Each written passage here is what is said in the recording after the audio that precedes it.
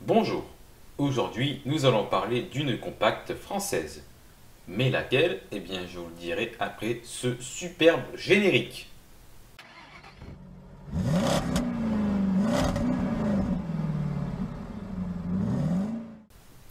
Le véhicule que j'ai choisi de vous passer en revue aujourd'hui est une compacte d'une marque chevronnée commercialisée au milieu des années 2000. Bien entendu, nous allons aujourd'hui parler de la première génération de la Citroën C4.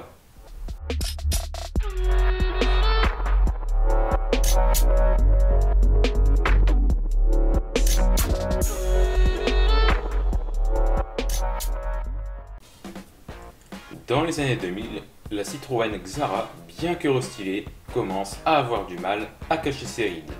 Citroën décide alors de la remplacer par une nouvelle compacte, la C4, qui sera commercialisée à partir de novembre 2004 en Europe.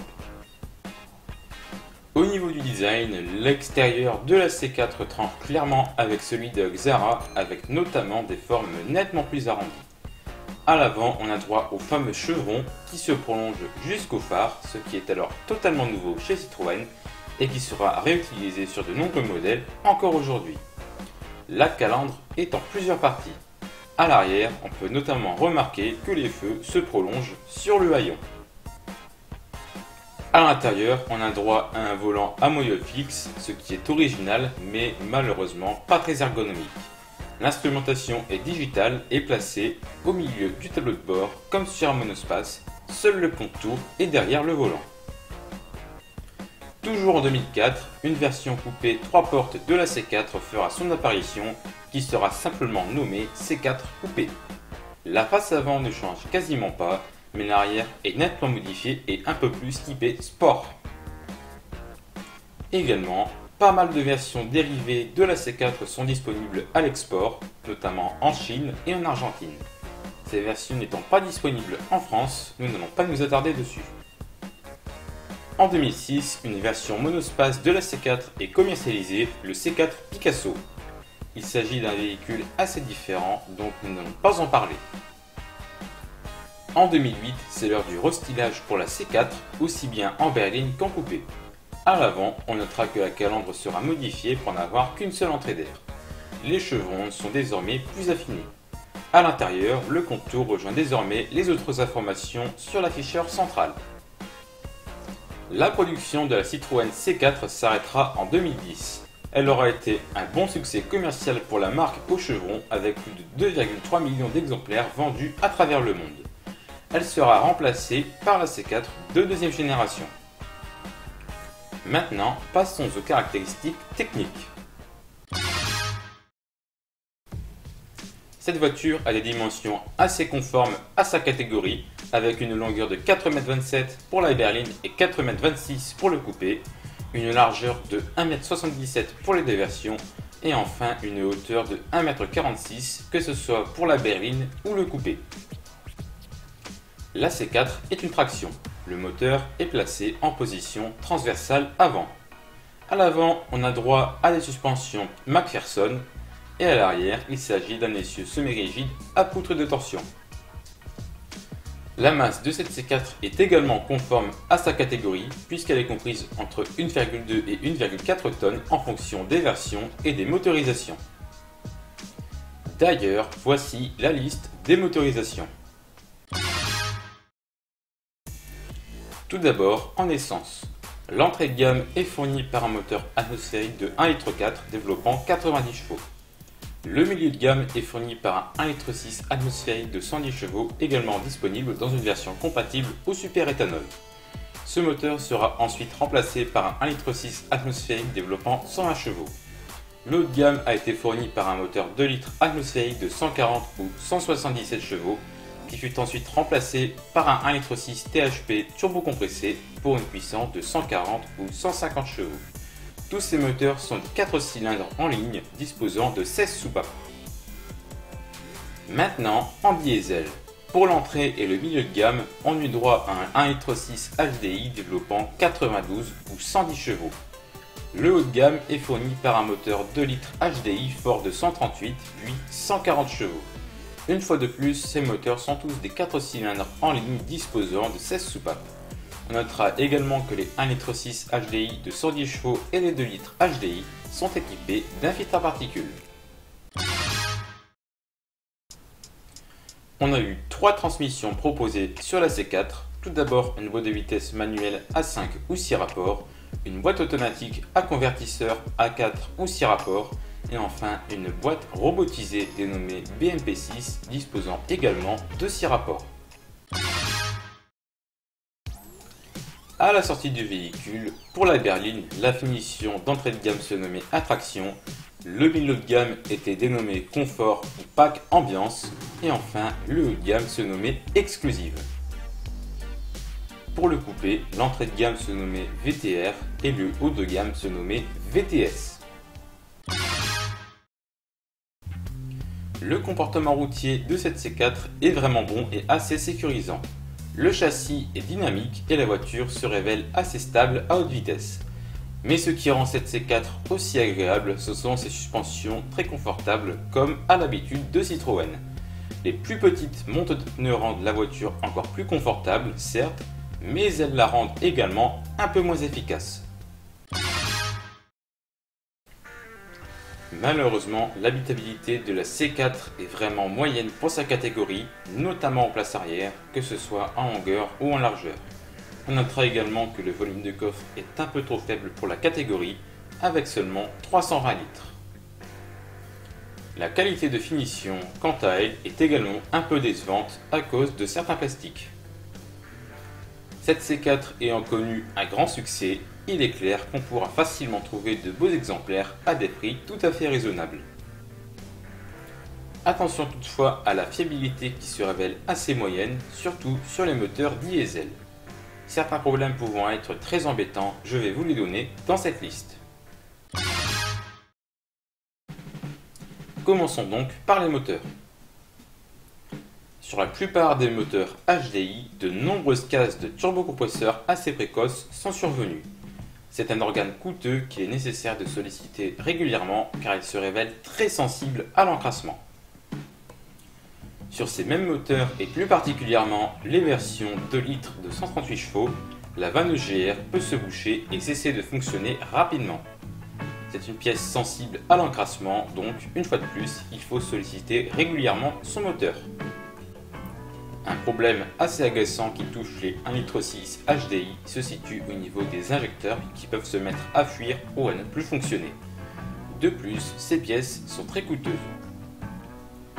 Tous les moteurs diesel sont touchés par une usure du volant moteur assez prématurée. Du fait de cette usure, l'embrayage est également touché. Les véhicules ayant essentiellement roulé en ville ou n'ayant pas été sollicités peuvent voir la filtre à particules se boucher, voire se colmater s'ils en sont équipés. Si un décrassage peut parfois résoudre le problème, il est souvent nécessaire de changer le filtre lui-même. Une fois de plus, sur tous les moteurs HDI, un démarrage difficile à froid peut faire signifier que les bougies de préchauffage sont en fin de vie. Les 1,6 litre HDI de 110 chevaux produits jusque juin 2005 peuvent se mettre à caler et à produire des à-coups lors de leur extinction. Le pilotage du potentiomètre d'accélérateur et le logiciel de gestion moteur en sont les causes. Une reprogrammation en atelier permet de résoudre le problème. Quant aux moteurs essence maintenant, le 1,6 litre VTI de 120 chevaux a connu pas mal de problèmes, notamment une consommation d'huile parfois excessive, des pompes à eau fragiles ou encore un calorstat peu résistant. Le 1,6 litre THP souffre en revanche d'avaries plutôt graves.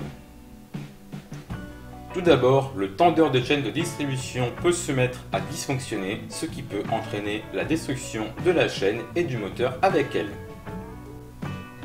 Ensuite, comme sur les moteurs diesel, le turbocompresseur a fait parler de lui plutôt souvent. De nombreuses fuites d'eau peuvent conduire à une surchauffe moteur. Elles sont souvent causées par un thermostat défaillant ou alors le circuit de refroidissement qui souffre de défauts de conception. Enfin, ce moteur a également fait parler de lui de temps en temps pour une consommation d'huile excessive. Passons maintenant aux soucis d'ordre électrique et électronique. Pour commencer, de nombreux bugs du système multimédia ont été rapportés sur les versions équipées du GPS. Le problème le plus courant est le système qui s'éteint tout seul et qui désactive alors toutes les fonctions en cours d'utilisation, nécessitant de les redémarrer manuellement. Certains voyants au tableau de bord peuvent s'allumer alors que le système concerné peut ne présenter aucune défaillance. Sur les modèles produits en 2004, le bouton de verrouillage des portes arrière se révèle très sensible, ce qui peut activer la fonction sans que le conducteur ne le demande. Sur les C4 fabriqués en 2004 et 2005 et équipés d'une climatisation bizone, si le conducteur demande de l'air froid des côtés conducteur et passager, de l'air chaud peut arriver pour le conducteur et de l'air froid pour le passager. Il peut s'agir d'un problème au niveau de la sonde de température ou alors d'un problème au niveau du volet obturateur côté conducteur. Enfin, le système de lave-vitre peut régulièrement se révéler récalcitrant. Maintenant, le châssis et les trains roulants. Sur tous les millésimes, le train avant peut se mettre à produire des claquements en cas de démarrage brusque. Sur les modèles produits jusque juillet 2005, les amortisseurs arrière peuvent se révéler bruyants. Les amortisseurs avant peuvent parfois montrer une certaine usure au bout de seulement 60 000 km. Une fuite peut en être un symptôme. Les cas d'usure prématurée au niveau des roulements sont loin d'être rares sur cette C4. Enfin, les plaquettes de frein à l'avant peuvent émettre des légers sifflements à basse vitesse. Continuons avec la finition intérieure. D'abord, sur les modèles produits jusqu'en juin 2005, le rétroviseur intérieur peut tomber en cas de forte chaleur à cause de la colle qui ne tient pas bien. Sur les modèles coupés fabriqués jusque juillet 2005, le garnissage du haillon en milieu de lunettes n'est pas bien fixé et peut se détacher facilement. Enfin, le boîtier du chargeur de CD peut produire des bruits parasites. Ce souci a touché les modèles produits jusque mai 2005. Terminons avec l'extérieur. Un seul problème notable qui de plus ne touche que les C4 produits jusque mai 2005, ce sont les baguettes latérales de pare-brise qui ne sont pas bien fixées et qui peuvent se détacher au bout d'un certain temps. Maintenant, quelles sont les qualités et les défauts de cette C4 ? On commence avec les qualités. Tout d'abord, on notera que l'amortissement est excellent comme à l'habitude de Citroën. Le comportement routier se révèle très sécurisant. L'équipement proposé est assez complet dès les premières finitions. Enfin, le style reste assez moderne, même plus de 15 ans après le lancement du véhicule. Ensuite, les défauts. On regrettera l'habitabilité qui est assez décevante pour la catégorie, tout comme le volume de coffre. L'ergonomie est assez moyenne à cause du système multimédia assez vieux et du volant à moyeu fixe. La présentation du tableau de bord est un peu trop basique. Enfin, la boîte robotisée BMP6 vient gâcher le tableau de l'agrément. Maintenant, quel moteur faut-il privilégier ? Commençons avec les essences. Pour un budget standard, vous devrez privilégier le 1,6 litre VTI de 120 chevaux. Cette motorisation permettra à votre C4 d'aller sur les grands axes sans aucune difficulté. De plus, son appétit en carburant se révèle modéré. En revanche, veillez aux soucis qui ont été vus précédemment. Enfin, c'est bien dommage que ce moteur n'ait été proposé que sur les derniers millésimes du véhicule. Si votre budget le permet, préférez une C4 équipée d'un 1,6 litre THP de 150 chevaux. Ce moteur turbocompressé lui permettra d'avoir des performances excellentes avec un 0 à 100 km/h abattu en moins de 9 secondes. Tant que vous n'abusez pas de la pédale de droite, la consommation restera raisonnable. Attention toutefois, la fiabilité de ce bloc est assez moyenne, donc si vous convoitez une C4 montée avec ce moteur, vérifiez bien que l'entretien a été respecté à la lettre. Ensuite, en diesel, le 1,6 litre HDI de 110 chevaux est un excellent choix pour les budgets moyens. Avec ce bloc, votre C4 n'aura pas peur de s'aventurer sur autoroute. Sa sobriété est également très intéressante. Dommage que la fiabilité médiocre vienne gâcher tout cela. Les budgets plus élevés pourront aborder un 2 litres HDI de 140 chevaux. Très énergique, cette motorisation permettra à la C4 d'avoir des performances plus qu'intéressantes tout en ayant une consommation très mesurée. De plus, il se révèle plus fiable que la version de 138 chevaux qui le remplace. Et maintenant, du coup, quelle motorisation faut-il éviter? En essence d'abord, vous devrez éviter le 1,4 litre 16 soupapes de 90 chevaux. S'il n'est pas réellement mauvais, ses reprises se révèlent un peu limites pour le gabarit de la C4. De plus, la consommation de ce moteur pourra être assez élevée si vous tirez dessus. Maintenant, en diesel, il n'y a pas vraiment de moteur à éviter, mais le 1,6 litre HDI de 92 chevaux est celui qui offre les moins bonnes performances. Si vous roulez chargé, les relances pourront aussi s'avérer difficiles. Malgré tout, sa sobriété restera intéressante quelles que soient les situations. Terminons maintenant avec le bonus. Quel serait mon choix? Personnellement, mon choix se porterait vers une C4 équipée d'un 1,6 litre HDI de 110 chevaux. C'est le moteur qui, pour moi, se révélerait le plus adapté pour le gabarit de la voiture, avec un rapport puissance-consommation vraiment très bon. En revanche, la fiabilité de ce diesel étant assez moyenne, je veillerai à solliciter le moteur régulièrement ainsi qu'à bien faire l'entretien en temps et en heure.